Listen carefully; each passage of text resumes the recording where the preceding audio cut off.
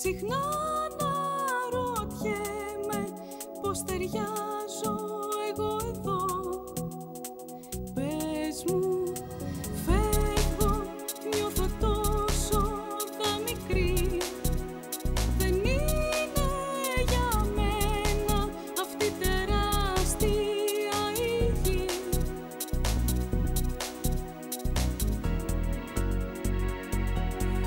Σε ένα μικρό κόσμο ζω, απέραντο για μένα, ονειρικό για μικρούς υπνοβάτες.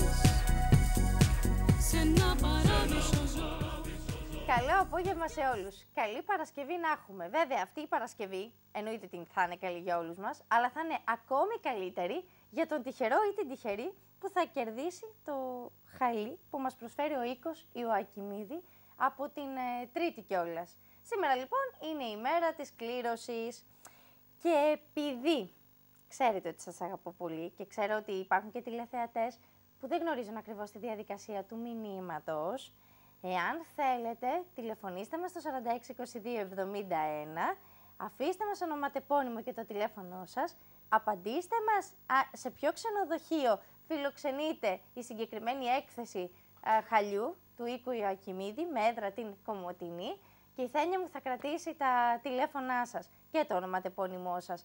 Και το λέω αυτό κυρίως για ανθρώπους, ήδη η συμμετοχή σας ήταν πάρα πολύ μεγάλη, αλλά κυρίως για τους ανθρώπους που δεν ξέρετε να κάνετε τη διαδικασία του μηνύματος και επειδή το έχω και από προσωπικά παραδείγματα με δικούς μου συγγενείς που δεν ξέρουν να στείλουν μηνυματάκι, να μην χάσετε την ευκαιρία να συμμετέχετε και εσείς στην κλήρωση. Προς το τέλος της εκπομπούλας θα κάνω μια τηλεφωνική με τη Ρούλα Στίγκα, με την αθλητικούλα μας και θα της πω να μου πει και ένα νούμερο, έτσι η ίδια δεν το γνωρίζει βέβαια, αλλά θα πρέπει ένας άνθρωπος να μου επιλέξει έναν αριθμό. Οπότε αυτός θα είναι και ο τυχερός ή η τυχερή που θα κερδίσει το χαλί. Για τους υπόλοιπους ισχύει η διαδικασία του μηνύματος. Δηλαδή, αν δεν θέλετε να μας πάρετε τηλέφωνο στο σταθερό, και το λέω αυτό μόνο επειδή είναι η τελευταία μέρα, Πάτρα, κενό, θα μου δώσετε τη σωστή απάντηση, ονοματεπώνυμο και ένα σταθερό τηλέφωνο και θα μου το προστείλετε στο 54100. Σας έχω ξαναπεί ότι θα έχουμε και άλλα δωράκια κατά τη διάρκεια των μηνών που έρχονται, πόσο μάλλον τα Χριστούγεννα που είναι ούτως ή άλλως η εποχή των δώρων και εμείς θα σας προσφέρουμε πολλά άλλα, ακόμη και ταξίδια. Σήμερα είναι 14 Νοέμβρη. Να πω καταρχήν χρόνια πολλά στο Φίλιππο Ανδρεόπουλο. Σε όλους τους Φίλιππες που γιορτάζουν σήμερα, αλλά στο Φίλιππα το δικό μας το εύχομαι να έχει υγεία, να έχει επιτυχίες βεβαίως και καλές τηλεθεάσεις. Για να μπούμε και στο θεματάκι μας, διότι σήμερα είναι και η Παγκόσμια ημέρα Ζαχαρόδη Διαβήτη. Έχω δίπλα μου την Ηρώ Κώτικα. Ηρώ μου, καλώς ήρθες. Καλησπέρα. Σε ευχαριστώ πάρα πολύ που δέχτηκες να συζητήσουμε το συγκεκριμένο θέμα. Ναι, είναι ένα μείζον θέμα. Όντως, μετά την παχυσαρκία και ο Ζαχαρόδης Διαβήτης εμφανίζεται πολύ συχνά ως παθολογικό νόσημα. Και ξέρεις, επειδή είσαι κλινική διαιτολόγος, που σημαίνει ότι έχεις και το ιατρικό στοιχείο, να το πω έτσι, θέλω να ενημερώσουμε όσο γίνεται από την θέση μας σωστά τους ανθρώπους που μας παρακολουθούν, μιας και ο διαβήτης πλέον έχει μπει για τα καλά στη ζωή μικρών και μεγάλων. Ακριβώς. Αυτό ήθελα να πω. Δεν είναι κάτι το οποίο εμφανίζεται, όπως λέγαμε παλιά, η γιαγιά ή ο παππούς έχει διαβήτη. Σωστά. Θα σου πω και κάποια στοιχεία μετά, πια μιλάμε για πολύ μικρές ηλικίες, βέβαια αυτό έχει να κάνει με το διαβήτη τύπου 1, αλλά εμφανίζεται και από την ηλικία, πολύ συχνά των 40 κι άνω, δηλαδή σε πολύ νέα ηλικία, σχετικά με το βιώσιμο ενός ανθρώπου. Και είναι η αιτία για πολλά σοβαρά προβλήματα. Ας αρχίσουμε λίγο από τα βασικά. Ωραία. Λοιπόν, αυτή η μέρα θεσπίστηκε αρκετά χρόνια πριν, το 1991, και ο Παγκόσμιος Οργανισμός Υγείας έχει ως σκοπό να θεσπίσει αυτή την ημερομηνία για να υπάρχει κάποια καλύτερη ενημέρωση πάνω σε αυτό το θέμα. Διότι ο διαβήτης, τουλάχιστον στην αρχή, είναι μια τυφλή ασθένεια. Δεν είναι εύκολο για κάποιον στην αρχή να προσδιορίσει αν έχει ζαχαρόδι διαβήτη ή όχι.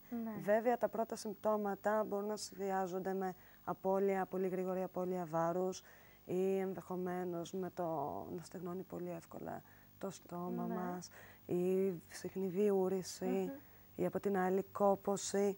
Οπότε είναι συμπτώματα με τα οποία πρέπει κάποιος να ανατρέξει στον παθολόγο του και από εκεί και πέρα να κάνει τις αντίστοιχες αιματολογικές εξετάσεις. Εφόσον δει ότι αυτά γίνουν ξαφνικά, δηλαδή είναι συμπτώματα τα οποία Ακριβώς. δεν τα είχε μέχρι πρότινος και ξαφνικά διαπιστώνει κάποιες αλλαγές Στον οργανισμό σωστά. του. Από εκεί και πέρα, αυτή τη στιγμή έχουμε διαγνωσμένα 250 εκατομμύρια άτομα σε όλο τον κόσμο με διαβήτη, Ναι. εκ των οποίων και υπολογίζεται ότι σε 15 χρόνια θα ανέλθουν στα 380 εκατομμύρια. Μιλάμε για έναν πολύ μεγάλο αριθμό. Πάρα πολύ. Και για τα παιδιά, όπως αναφέραμε πριν, διότι η διαβήτης δεν είναι μόνο τύπου 2 σακχαρόβης διαβήτης, ο οποίος εξαρτάται καθαρά και μόνο από το τρόπο ζωής μας και το τρόπο διατροφής, αλλά είναι και ο διαβήτης τύπου 1, ο εξαρτώμενος διαβήτης, ο οποίος και κυρίως χτυπάει, ας πούμε, από νεαρές ηλικίες. Και έχουμε αυτή τη στιγμή περίπου 70.000 άτομα το χρόνο που πάσχουν, νέα παιδιά, 500.000 παιδιά αυτή τη στιγμή σε όλο τον κόσμο και υπολογίζεται ότι κάθε μέρα 200 παιδιά σφενούν. Κοίταξε, πιστεύω ότι είναι κάτι που μπορεί να παρουσιαστεί και από την ώρα που θα γεννηθεί ίσως. Όχι εύκολα. τόσο νωρίς, σε λίγο μεγαλύτερες ηλικίες.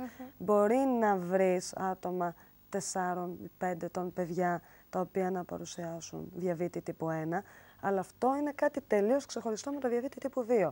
Να το διαχωρίσουμε λίγο. Διαβήτης τύπου 1 έχει να κάνει με τον διαβήτη όταν ο ασθενής διατηρείται μόνο με αγωγή ινσουλίνης.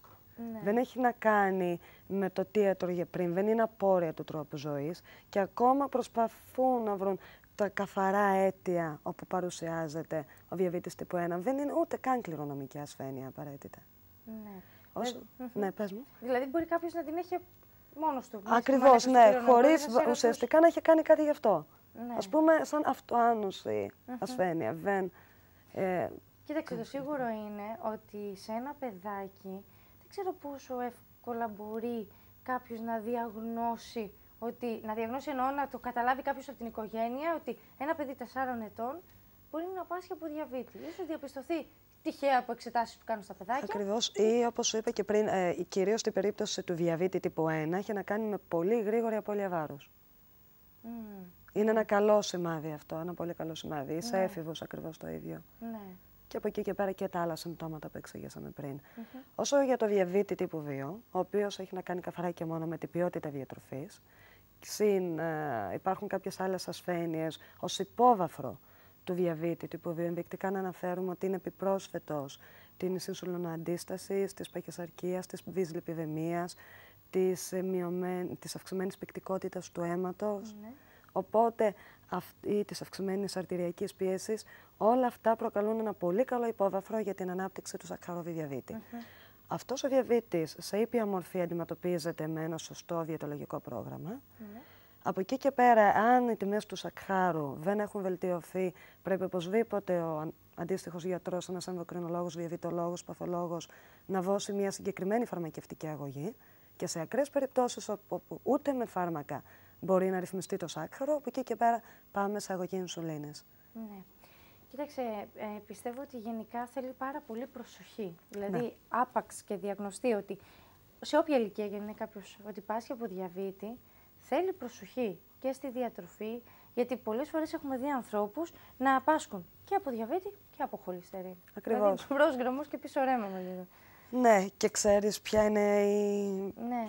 είναι το κομβικό σημείο σε αυτή την περίπτωση. Κάποιος ο οποίος πάσχει από υψηλά επίπεδα χολυστερίνης, βασικά πρέπει να αποφεύγει τα κρέατα, τα κόκκινα κρέατα, να ακολουθεί μία δίαιτα πλούσια κυρίως σε υδατάνθρακες, σε φυτικές ίνες. Από την άλλη, ένα άτομο το οποίο είναι διαβητικό πρέπει να τρώει περισσότερη πρωτεΐνη και από εκεί και πέρα να είναι πιο προσεκτικό στα φαγητά που έχουν υδατάνθρακα. Ναι. Οπότε έχουμε τα λίγο δύο άκρα και εκεί ένας διαιτολόγος πρέπει να βρει, να φορμάρει ακριβώς ένα σωστό διαιτολόγιο για να επιτύχει και χαμηλά επίπεδα χολυστερίνης ή τριγλικεριδίων και από την άλλη χαμηλά επίπεδα σακχάρου. Κοίταξε, ως γεγονός μπορεί να συμβαίνει συχνά, δηλαδή να αντιμετωπίσεις έναν ασθενή που να έχει και χολυστερίνη και ταυτόχρονα να έχει και ζάχαρο. Στο 70% των περιπτώσεων των ατόμων που παρουσιάζουν σοβαρά επίπεδα παχυσαρκίας, συνυπάρχουν και τα δύο. Συνυπάρχουν και τα δύο. Άρα έχει μπει στη διαδικασία ένας γιατρός να βρει την κατάλληλη λύση. Σωστά. Είτε Για αυτό φαρμακευτικός, το σύμπτωμα. αλλά πάλι και με τη βοήθεια ενός σωστού διαιτολογίου. Με ποια λογική? Δεν γίνεται ένα άτομο να γίνει δοχείο φαρμάκων. Ναι, Δεν γίνεται να σωστά. παίρνεις φάρμακα για την πίεση, φάρμακα για τη χολυστερίνη, φάρμακα για το σάκχαρο. Εννοείται ότι πρέπει να υπάρχει μια βάση και εδώ έρχεται ένα σωστό διαιτολόγιο, το οποίο σταδιακά, επιμένω όχι αμέσως, Ναι. σταδιακά και σε συνεργασία με τον γιατρό να μειωθούν ή να μειωθεί η ποσότητα ή η συχνότητα δόσης κάποιων φαρμάκων. Ναι. Θα γίνουμε πάλι κοινότυποι και βαρετοί. Θα πούμε ότι όντως χρειάζεται άσκηση, όντως χρειάζεται σωστή διατροφή, όπως λέμε κάθε φορά. Αλλά η αλήθεια είναι αυτή. Είμαστε ό,τι τρώμε. Αλήθεια. Ξέρεις τι γίνεται. Πιστεύω ότι, εντάξει, είπαμε ότι πλέον οι ασθένειες δεν έχουν ηλικία. Κακά τα ψέματα. Είναι τόσο πονηροί οι καιροί που όλα θα πρέπει να τα ψάχνουμε. Ας είναι ενός έτους ένα παιδάκι μέχρι 100 χρονών. Δηλαδή, πιστεύω ότι δεν είναι να λέμε ότι αποκλείεται αυτό, είναι παιδάκι ακόμα, δεν, ή αποκλείεται, είσαι 25 χρονών, δεν. Τώρα πρέπει να τα εξετάζουμε όλα. Δεν είναι δύσκολο. Αλλά όταν είμαστε από τα 35 και πάνω, θα πρέπει να πονηρευόμαστε για όλα. Και εξετάσεις να κάνουμε πιο συχνά Ακριβώς. και να μπαίνουμε στη διαδικασία του να προσέχουμε τη διατροφή μας. Μια γενική εξέταση αίματος και μια γενική βιοχημική αίματος, η οποία ουσιαστικά μια εξέταση αίματος μπορεί να μας δείξει τα επίπεδα γλυκόζης και την γλυκοζηλιωμένη αιμοσφαιρίνη, που είναι βασικά το υπόβαθρο του διαβήτη. Είναι ένας δείκτης που αν είναι από 7% και κάτω, αυτή τη στιγμή κλινικά αυτή είναι η βάση που δίνεται στον ιατρικό κλάδο, μπορούμε να πούμε ότι δεν έχει τάση για να αναπτύξει σακχαρόβη διαβήτη τύπου 2. Ναι. Οπότε είναι εύκολο να το δούμε. Από εκεί και πέρα υπάρχει και καμπύλη σακχάρου. Ναι. Και από αυτό μπορείς να δεις, υπό την παρακολούθηση κάποιου γιατρού, με συγκεκριμένες εξετάσεις, αν κάποιο άτομο έχει διαβήτη ή έχει τη τάση να αναπτύξει διαβήτη. Κοίταξε, πιστεύω ότι πλέον από την εμπειρία σου μπορείς να καταλάβεις, χωρίς αυτό να είναι απόλυτα, ότι όταν σου έρχεται ένας άνθρωπος στο γραφείο με αρκετά κιλά, κάτι θα έχει. Ναι. Γιατί σημαίνει ότι αυτά τα κιλά... Όχι απαραίτητα πάντα. Ναι, Υπάρχουν και ακραίες σίγουρα υπάρχουν και περιπτώσεις, ακραίες περιπτώσεις. αλλά ο κανόνας είναι αυτός. Και αν κάποιος είναι όντως σοβαρά παχύσαρκος και δεν έχει κάποιο συγκεκριμένο παθολογικό πρόβλημα, δεν σημαίνει ότι δεν θα το αναπτύξει στο μέλλον. Ουσιαστικά με ό,τι κάνουμε, χτίζουμε τον οργανισμό μας. Και γι' αυτό κάποια άτομα, όπως είπες και πριν, Και εγώ έχει δίκιο. Ένας άνθρωπος θα έχει περάσει τα 30 και λέω, έχει δίκιο. μπορείς να διαβάσεις αν κάποιος πίνει αρκετό αλκοόλ από τις εξετάσεις αίματος, την ποιότητα της διατροφής του, πόσο κόκκινο κρέας μπορεί να τρώει από τον αιματοκρίτη. Είναι πολλά πράγματα που μπορείς να δεις. Ακόμα και με μία απλή λιπομέτρηση μπορείς να δεις την ποιότητα διατροφής ενός ανθρώπου. Θα ήταν καλό για τον κόσμο, πιστεύω, να ξεχωρίζαμε κάποιες γενικές οδηγίες μεταξύ των ατόμων που πάσχουν από διαβήτη τύπου 1 και διαβήτη τύπου 2. Διότι η θεραπεία είναι λίγο ξεχωριστή και είναι λίγο ξεχωριστές και οι περιπτώσεις. Ας αρχίσουμε να πούμε ότι βασικά τι είναι διαβήτης. Ναι. Είναι η μειωμένη δυνατότητα που έχει η ινσουλίνη στον οργανισμό να αντισταθμίσει τα επίπεδα σακχάρου. Ναι. Πολύ πιο απλά, όταν τρώμε κάποιο γεύμα, κάποιο φαγητό, περιέχει μία ποσότητα υδατάνθρακα. Ναι. Ας πούμε πολύ απλά, είτε αυτό είναι η ζάχαρη, το άμυλο, ό,τι έχει σχέση με ρύζι, μακαρόνια, πατάτες, ό,τι έχει μέσα αλεύρι. Ναι. Λοιπόν, όταν τρώμε κάποιο γεύμα, στο πεπτικό μας σύστημα γίνεται η πέψη, από εκεί και πέρα τα θρεπτικά συστατικά απορροφώνται στο λεπτό έντερο και από εκεί και πέρα διοχετεύονται στον οργανισμό. Ναι. Όταν τα επίπεδα σακχάρου που διοχετεύονται στο αίμα είναι υψηλότερα από αυτά που μπορεί η ινσουλίνη, την οποία παράγει τον πάγκρεας, να αντισταθμίσουν, να αντισταθμίσει αυτό το σάκχαρο, και αυτό γίνεται σε παρατεταμένο χρονικό διάστημα, τότε λέμε κάποιος ότι υπάσχει από σακχαρόβη διαβήτη. Ναι. Οπότε, ποια είναι η λύση? Στα άτομα με διαβήτη τύπου 1, όπου εκεί ουσιαστικά δεν μπορούμε να κάνουμε κάτι για να επαναφέρουμε τον οργανισμό, έχουμε την δόση ινσουλίνης, αυτή πηγαίνει σύμφωνα με το κάθε ασθενή και ρυθμίζεται με τον γιατρό του. Ναι. Η δυνατότητα ενός διαιτολογίου ποια είναι? Να μάθει ο ασθενής